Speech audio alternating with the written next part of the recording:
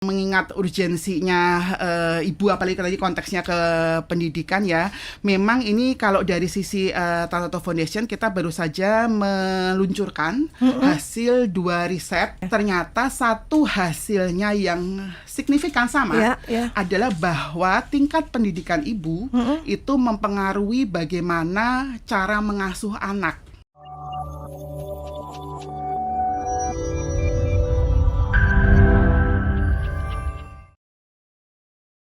Kalau berbicara dalam faktanya gitu ya Mbak Fitri, dalam urusan administrasi di Indonesia kan kalau ditanya ibu kandung Mengurus apapun ke bank juga ibu kandung gitu kan, bingung juga gitu. Bukan bapak kandung gitu.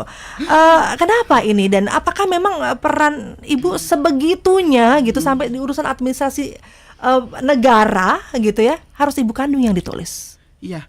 Jadi sebenarnya kalau dari sisi kebutuhan anak butuh keduanya gitu kan. Betul. Tetapi memang tidak bisa dipungkiri bahwa sampai hingga saat ini peran ibu masih mendominasi dalam konteks pengasuhan. Walaupun kalau dari sisi kami berharap nanti akan ada changing ya, perubahan ya, supaya karena Indonesia ini Mbak ternyata di 2023 kemarin disebut sebagai fatherless countries. Oh. Jadi sebagai negara yang tidak ada atau minimum lah, saya bilang bukan tidak ada ya, minimum kehadiran ayah dalam pengasuhan.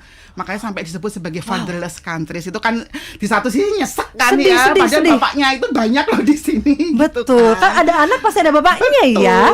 Gitu, terus kemudian sampai dari hasil data, dan itu survei global ya, di mana kita nggak ikut-ikut campur sama sekali. Dan dari situasi itu pula ketika itu dirilis hasil penelitian itu, Tanoto Foundation juga langsung dikontak oleh Kemen PPA. Kami bermitra dengan dekat. Ini gimana ini untuk menjawab ini ya, tidak ada jawaban instan. Kita harus memproses, mengedukasi bahwa pengasuhan itu peran dua pihak, ayah dan ibu.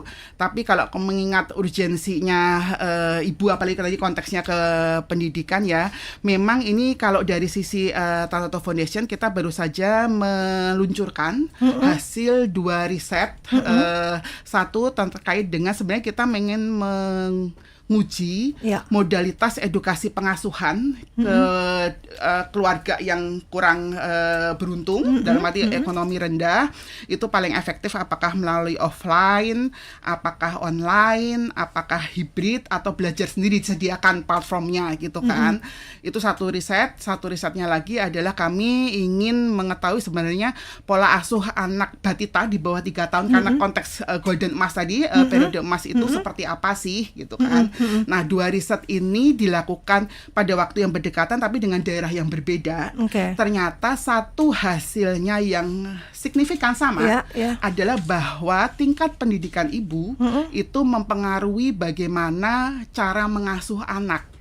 Padahal ini risetnya beda. Terus kemudian target narasumber respondennya berbeda, tetapi ketika kita komparasi antara data sosial ekonomi termasuk demografi pendidikan ibu dengan bagaimana praktek pengasuhan mereka sehari-hari di rumah, hubungannya sama signifikan, bahwa ibu dengan pendidikan SMA ke atas relatif lebih baik dalam melakukan pengasuhan kepada anak dibandingkan yang SMA ke bawah gitu kan.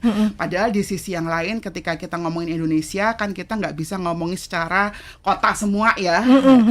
Di daerah desa-desa itu masih banyak sekali perempuan yang masih berpendidikan SMP aja untung gitu kan. Kebanyakan masih SD, SMP di dalam konteks misalnya 514 kabupaten kota aja lah. Nah, itu kemudian jadi tantangan besar, dan bagaimana kita perlu terus melakukan edukasi terhadap terkait pengasuhan terhadap semua pihak sih, terhadap ayah dan ibu. Dan ini sebenarnya juga kabar baik Mbak menurut saya, dengan kemarin itu dengan telah disahkannya UU KIA.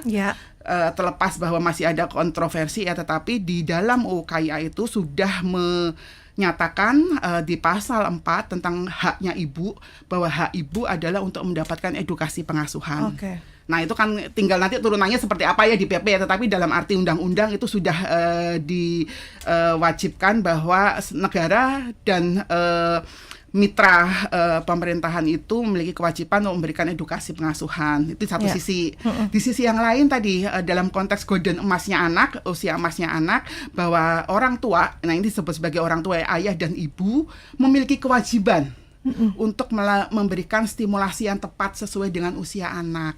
Nah, itu dua ini yang menurut saya menjadi breakthrough ya, cukup hukum yang cukup kuat untuk dilanjutkan ke bawahnya untuk pemenuhan hak optimal anak.